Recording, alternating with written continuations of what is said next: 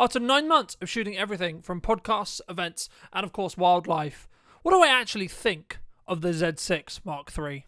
This is going to be a curator's perspective, so I will be talking a little bit about specs, but not in grave detail, and I haven't specifically talked about and tested this camera in a lab environment. I've only done real-world testing. Very quick context that I think is really, really important. I've only used the 24 to 200mm and only filmed on SD cards as of the time of this recording. Solo shooting in the real world with real-life productions for real clients and or my own marketing. So, what specifically works well? Reliable autofocus, great image quality, solid low light performance, decent battery life, to be honest. 2 batteries can get through an entire day, so they're roughly about 4 hours or so of continued filming. Again, it depends on start and stop. It depends on your full context. Specifically, studio work, USB power, and clean HDMI outs are of course wonderful to have. As I said before, internal good time recording. This camera has a recording limit up to 2 hours and 15 minutes.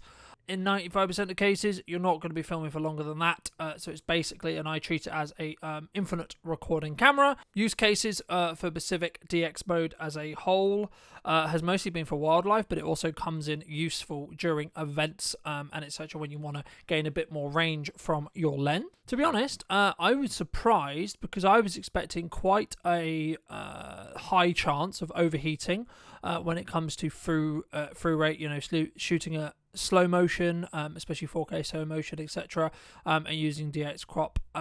In the middle of summer, when I was shooting wildlife stuff down in Weymouth, I only got a couple of warning messages and never had any thermal cutoffs or etc. So actually, to be fair, in the testing in the 9 months I've done, I've never had it specifically ever run into an issue, even when it was filming across the summer and we were having some really, really hot days with long recording sessions. Personally, though, I do and have used manual focus for mostly all wildlife photography and also wildlife filming, but in nearly every other case, when using it for commercial interviews, filming humans, events, etc., I have used the autofocus, and it's been incredibly reliable. Ergonomics and workflow, personally for me, in my initial 10 days video, I talked a lot about how it feels in the hand, rigged with a cage. Really, really good. Top handle, really, really powerful, and really, really nice to use. Specifically, from an ergonomic point of view, it feels great in the hand. The buttons are where you expect them to. The dials are where they kind of expect them to be. So the only the kind of caveat I think that some people have run into is where the recording button is. I did find one review that talked about kind of it being in the wrong place and feeling like it should be on the back left rather than just above the shutter button. Personally, I've never run into the recording button having an issue in regards to placement when I either filming myself or using it as my main operational camera. Menu system, to be fair, is actually pretty self-explanatory and works well outside of a couple of caveats, like where the N-log is actually hidden, and when switching quickly between 5.3K H.265 in regards to, say, filming normal speed for 5.3K, and then switching, because they're right next to each other in the menu, you can quickly switch to 4K 120p as well, and I found actually that's the best use case when shooting events. Obviously, you do gain a little bit in regards to crop mode and etc., because you will step down to that 4K that's going to be oversampled from the 6K super stack sensor, so that's something to consider, but for me I think that's actually a benefit as a whole, because you can use it to crop in on the lens a little bit more, and the same is true when using DX mode as well, of course. Again, with the combination of using the 5.3K if you want to keep that full frame look and feel, and also you want that larger range but only want to slow down that footage by 40% rather than 20%, then of course that's a great option, but it is in a kind of semi-awkward place to get to in the menu. It's just a little bit further up, so it takes about 2-3 seconds, a little bit longer, so I'd recommend setting it to auto switch between the two using function buttons and or pre-configured modes within the camera, rather than doing what I've been currently doing, which is basically filming in 5.3K H.265 in 24 frames per second, and then stopping down to 4K 120p, because as I say, they're right next to each other in the menu, so you can do that quite quickly whenever I need slow motion as well. Something I absolutely loved coming from the GH5 was the obviously the mix between using sometimes internal battery like I am now, but also having the ability to charge and run the camera through USB-C, being able to plug it into battery banks, the wall, or V-locks as a whole. And depending on the scenario, and depending on how I am filming and using the camera, and how moving around I'm going to be, will depend on whether I rig this camera to have a V-lock attached to it or not. If I'm in a studio setting, a workshop setting, or a podcast setting, I will be plugging it into a V-lock, so I don't really need to worry necessarily about that power or the lack of power, it running out of power. But if I'm moving around or shooting handheld or shooting on a gimbal, in most cases I'll just use the internal battery, because I'll be stopping my recordings, which in turn means I will be able to monitor that power. But as I say, the battery life is pretty good, to be fair. What I haven't tested as of yet, but will be coming in a future video, will be the top of the line modes, so that 6K that this camera can do from its multiple stacked sensor. You do need a CF Express card in that slot specifically, and use that slot, and also with the 12-bit footage as well. But because I'll be matching it in the near future with the new Nikon ZR, the new cinema camera that's in collaboration with Red, then I will have to basically fully upgrade all of my SD cards to CF Express. So I will be doing a detailed video talking about that and doing side-by-sides and versus, etc., in the near future as well. So be sure to subscribe so you don't miss that.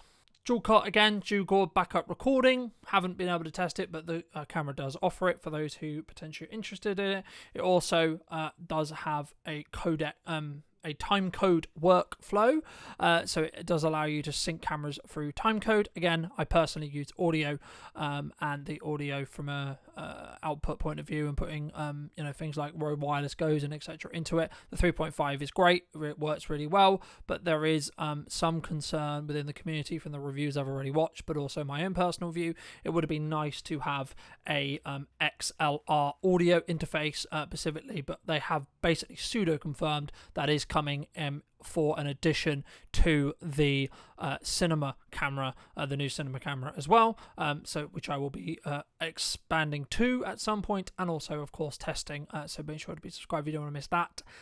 Couple of things that I think they could have missed, that maybe they missed slightly, and a little bit of frustration for me personally, there's no sensor shield, so when you do take your sensor or your lens off, then you may run into getting small dust particles or etc. It just means you have to be a little bit more careful with how you do that, and of course keep your sensor as clean as possible through cleaning it through regular, whether that's through a camera shop or you're doing it yourself.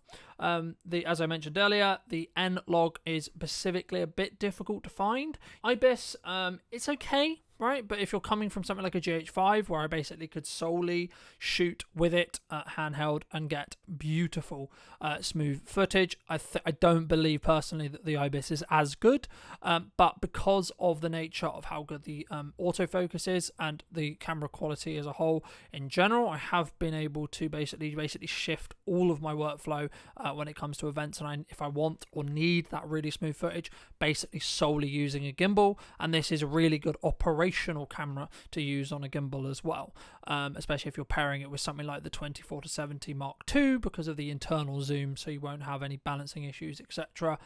But it's okay, like the stabilization is okay, but it's not a GH5 level as good, and my recommendation would be, wherever possible, try and shoot on a gimbal if that's specifically needed for your use case, and of course on a tripod and etc. as well. So annoyingly, when it came from the box, still no charger, had to buy an additional charger for about 30-40 quid. Personally, I found that quite irritating when you're spending this kind of money. Yes, it's semi entry level, yes, it's semi quote affordable, but you're still spending a good whack of money, 2,000-ish, maybe 3,000-ish, depending on whether it's on deal or not, etc. And to still not get a charger just feels a bit weird, and could cause some people a frustration if they're already not in the ecosystem. Again, another slight frustration, as I say, no full support for XLR inputs as a whole. This is something that I think will be fixed, and I can kind of now in hindsight can see why Nikon didn't do that, because if you are going to launch a quote cinema camera that will have this top handle with the XLR support, then why would you then give it to the quote middle line hybrid camera specifically in that respect as well. So final thoughts, who is this camera specifically for? Personally, I believe that this camera is for solo shooters who are hired in most cases to do photography and video and do that song and dance balancing act that is trying to capture moments both for stills but also for video as well, and someone who wants to be able to get reliable autofocus but also be able to kind of have one package that does kind of both of those jobs in that respect as well, and not have to necessarily carry two bodies for that job in that respect as well. And of course having that ecosystem when it comes to lenses, and that's, you know, if you're using something like the 24-200 like I have been, then it's a perfect lens as long as you have enough light to utilize only the f4 to f5.6. But if you are using and you are in a semi well lit environment, and even the low light on this camera is okay, so you can probably get away with, you know, higher ISOs as well. You know, the base ISO is 800 to 6400, so you can actually get away with utilizing, and most of those are, you know, from a grain point of view and etc. of usable footage, it is pretty usable up till I would say probably about 1600 or so, maybe a little bit further up. I know in my initial test I did some photography tests around 4000 that weren't completely grain centric in that respect as well. So it's definitely possible, and it's definitely a great all-rounder specifically, and it has a lot of strong features for the price and the ability, as I said, but there's some caveats there to be aware of in respect to what you can film and how you can film on it, specifically whether you're actually still using your SD cards or whether you actually need to make the leap into those faster QD-SE or CF Express Type B, I believe, cards as well. As I said, if you need a raw workflow, it really just depends on what use case you're really using it at. If you need a raw workflow, cinema rigging or XLR inputs, then maybe the new cinema camera, the XR, or you're a specific video centric creator and you're doing more filmmaking than photography, either for fun or for commercial benefit, then that may be the better option nowadays. But I personally think it's kind of horses for courses. Personally, I'm going to own both because I can use this as a B and then obviously use it as a photography camera where required, where the cinema camera would either be overkill or I'm using it in a different case, so filming a talk and then having a photography camera for said talk as well, etc. There's loads of cases that I'll talk about in other videos. Thank you so much for coming back and joining this kind of updated thoughts and review on the Nikon Z6 Mark III. YouTube believes that you'll really enjoy this video, so why not check it out? And if you are new and you'd not like to miss a video like this, more content coming, then make sure to be subscribed, and I'll see you very, very soon.